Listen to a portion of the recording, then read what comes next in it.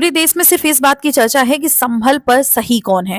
हिंदू का कहना है कि जो मस्जिद है वो मंदिर को तोड़कर बनाई गई है, वहीं मुस्लिम पक्ष का ये कहना है कि यहाँ पर कोई मंदिर था ही नहीं। दोनों पक्ष अपनी अपनी बात रख रहे हैं, पर प्रॉब्लम क्या है, इन सब की जो कीमत है वो वहां के आम जो नागरिक हैं, जो सिटीजन हैं, वो चुका रहे हैं। इसमें अब तक 4 लोग मारे जा चुके हैं और सोशल मीडिया काफी बैड तरीके से इन सारी चीजों को दिखाने की कोशिश कर रही है, एक नए नए एंगल ला करके दिखा रही है। पर प्रॉब्लम क्या है कि अगर ये सारे एंगल दिखाती रहेगी तो ये प्रॉब्लम कभी सॉल्व हो ही नहीं सकती। ये धीरे धीरे और बढ़ती चली जाएगी और हो सकता है कि इतिहास फिर से अपने आप को दोहरा ले, वही इतिहास जो बाबरी मस्जिद पे हुआ था। वहीं पुलिस का कहना है कि उनका कोई हाथ नहीं है। अब ये जो 4 लोग मारे गए हैं उनको मारने में देसी कट्टे का यूज हुआ है और देसी कट्टा पुलिस इस्तेमाल नहीं करती।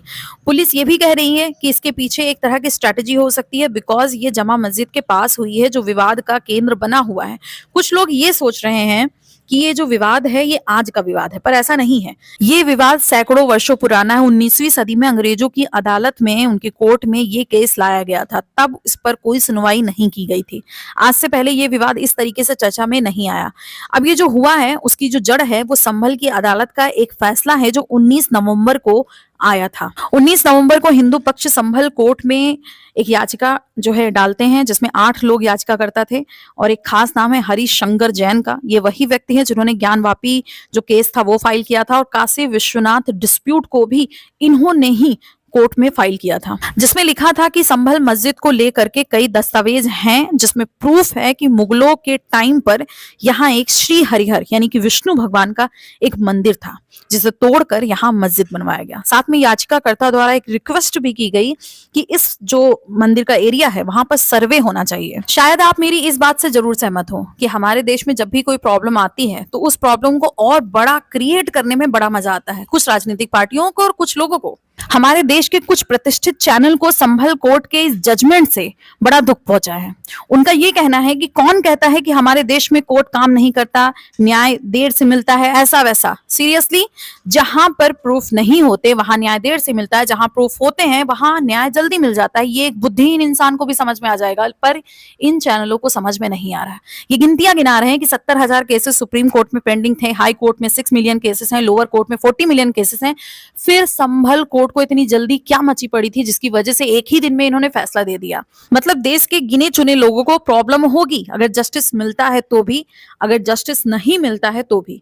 फिलहाल के लिए जब सर्वे टीम वहां पर पहुंचती है तो जो मुस्लिम पक्ष था वो कई सवाल उठाते हैं और उठाएंगे भी, बिकॉज एक लंबे टाइम से उनकी आस्था का केंद्र बिंदु वो मस्जिद रही है। अब इस जजमेंट की एक कॉपी हिंदू को सौंपी जाती है, हिंदू पक्ष को।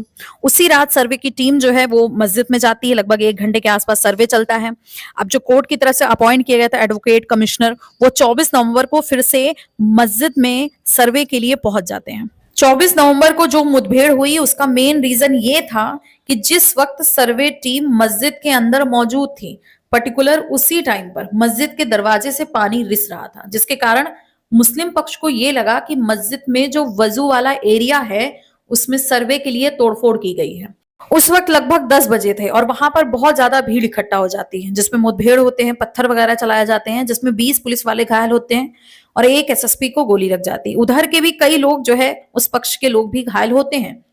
अब वहां पे जो लोकल लोग थे उनका ये कहना था कि सर्वे अगर होता तो कोई दिक्कत नहीं थी, लेकिन स्थानीय लोगों को भरोसे में लेकर ये सर्वे करना चाहिए था, जो पॉइंट सही भी है। बिकॉज अगर ऐसा होता तो दंगों के चांसेस काफी हद तक कम हो जाते हैं। अब चलते हैं हिंदू पक्ष की तरफ। आखिरकार ये लोग यहाँ पर दावा कर क्यों रहे हैं?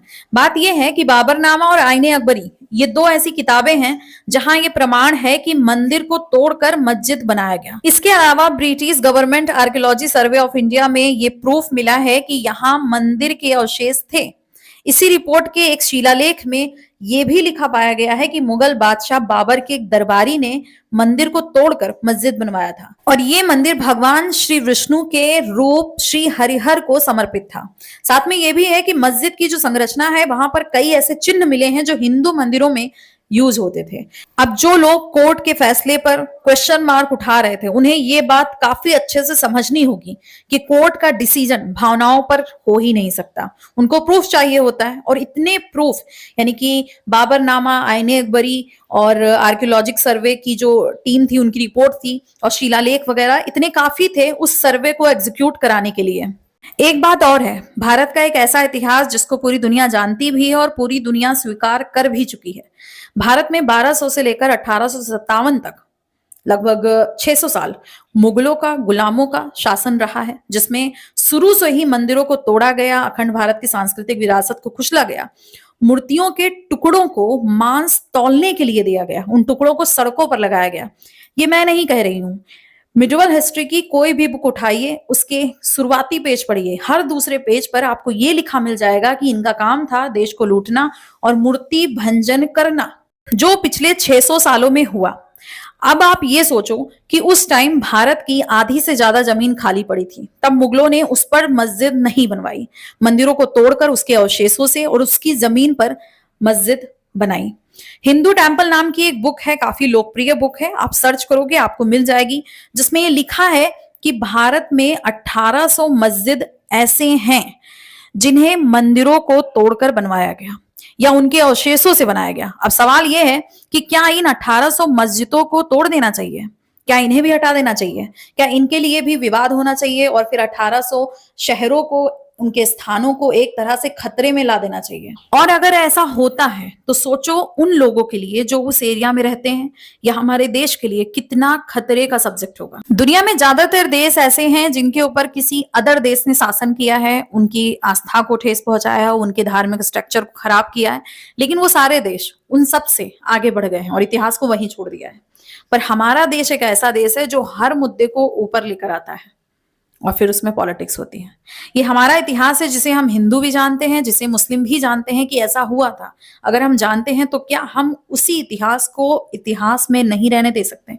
क्या ऐसा नहीं हो सकता कि हिंदू पक्ष उस इतिहास को वही छोड़ दे और मुस्लिम पक्ष हिंदुओं की इस भावना को थोड़ा समझे? क्या हर मस्जिद में मंदिर और मंदिर में मस्जिद ढूंढना ये सही है?